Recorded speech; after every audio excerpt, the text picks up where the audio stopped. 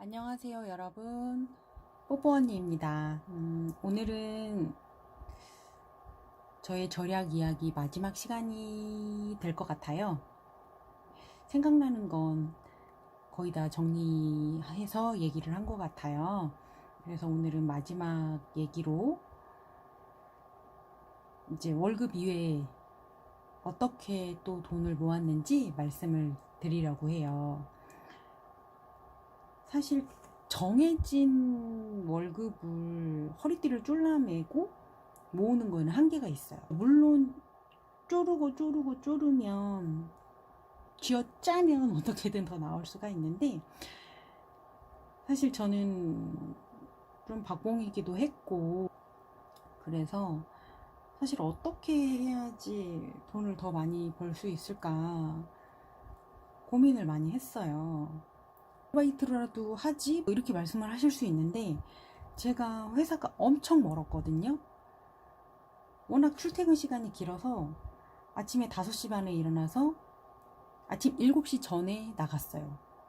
그리고 밤 8시가 다 돼서 들어왔으니까 사실 알바는 엄두도 못 냈고, 주말에는 이제 주중에 그 피곤함을 풀어야 되니까 잠자기가 바빴죠. 그래서 생각한 것이, 그러니까 저는 지사였거든요. 본사가 서울에 있어서 가끔 사장님이 지사를 방문하시는 경우가 꽤 있었어요. 점심 사주시기도 하고 뭐 저녁까지 드시기도 하고 갔었는데, 이제 여직원은 저 혼자잖아요. 그러니까 저녁까지 계실 때는 영업사원들한테 이제 술을 사주시고 2차로 막 이런 얘기는 좀 그렇지만 막 여자 나오는 술집에도 가시고 하니까 1차 맥주 한 잔 할 때까지는 저도 있게 하시고, 이제 2차로 가실 때는 저를 먼저 보내시는 거예요. 그런 경우에는 3만 원 정도 택시비를 주셨어요. 그러면 저는 10시 이전이면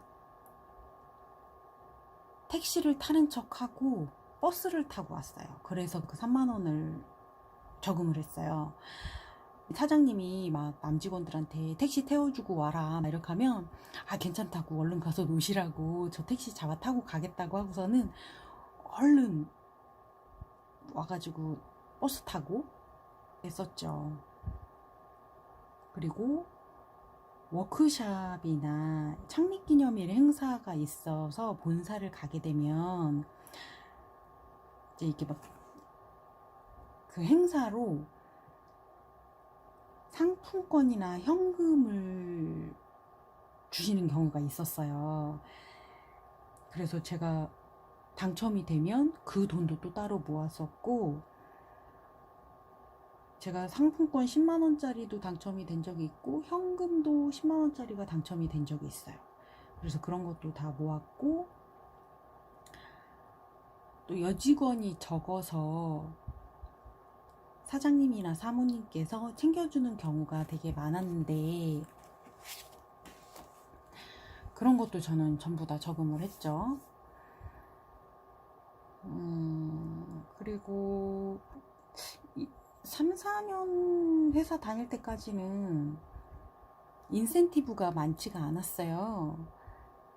그냥 뭐 10만원, 20만원 뭐 그 정도였어요. 영업을 위주로 하는 회사였기 때문에 영업사원들은 그 실적에 따라서 인센티브를 받거든요. 근데 저는 지원 업무였기 때문에 사실 영업사원들만큼 인센티브를 받지는 못했어요. 그래서 기본급의 100% 정도, 네, 나중에는 그 정도 받았었죠. 근데 그게 조금이라도 나오니까 좀 숨통이 트이는 거죠. 여윳돈이 생기니까. 굉장히 월급으로는 제가 타이트하게 생활을 했거든요. 이제 인센티브가 나오면 이제 가족들한테 맛있는 것도 한번 쏘기도 하고, 나머지는 또 전부 저금을 했었죠. 그리고 한 두세 번 인센티브가 좀 많이 나온 적이 있어요. 그럴 때는 사실 동생들이 일찍 취업을 해서 저한테 용돈도 주기도 하고 맛있는 것도 사준 경우가 많아요. 그래서 나중에 좀 몇 번 많이 받았을 때는 동생들한테 옷도 좀 사주고 제가 해줄 수 있는 것도 좀 해주고 사실 그랬죠. 그리고 나서 또 남은 돈은 저금을 했죠. 그리고 경품 응모 조금씩 했고요. 경품 응모 얘기는 제가 따로 또 얘기를 할 거예요. 그리고 요즘에는 그 걸으면 그 포인트 쌓이는 거 있잖아요. 그거하고 광고 보면 포인트 쌓이는 거, 그게 은근히 쏠쏠하더라고요. 저는 조카가 2명 있는데 그 걷기 해서 조카들 간식도 사주기도 하고요. 그리고 저는 설문조사를 메일로 받아서 하는데 그것도 또 은근히 돈이 돼요. 뭐 하루에 1개? 2개? 뭐 없는 날도 있기는 한데 뭐 해당되는 설문이면 뭐 정해진 금액을 받기도 하고 뭐 300원, 600원, 뭐 1,500원, 비싼 건 3,000원도 있는데 그런 건 막 30분 이렇게 해야 되기도 하고 몇 차례에 걸쳐서 해야 돼서 그런 건 좀 귀찮아서 잘 안 하고요. 그냥 뭐 300원, 600원짜리 그리고 해당하지 않으면 10원 적립금을 줘요. 뭐 그런 식으로 해서 얼핏 보니까 제가 총 한 20만 원 정도를 받아 썼더라고요. 근데 몇 년에 걸쳐서죠. 지금 벌써 거의 한 10년 다 돼가는 것 같아요. 네, 며칠 전에도 5,000원 현금으로 신청을 해놨죠. 근데 사실 돈이라는 게 참 그렇더라고요. 지난 시간에도 제가 옷 이야기 할 때 건강 이야기를 말씀을 드렸는데 제가 사실 그렇게 해서 돈을 얼마나 벌었냐 궁금해할 거 아니에요. 근데 이게 참 돈이 그렇습니다. 몸이 아프니까 돈을 자꾸 쓰게 되잖아요. 그리고 몸이 아프니까 일을 못하니까 또 생활비가 들어가고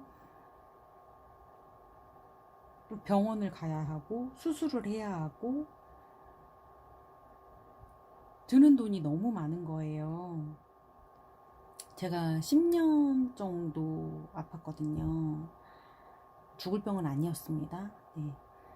그리고 나서 제가 퇴직을 하고 지금 5년이 6년 차예요, 사실.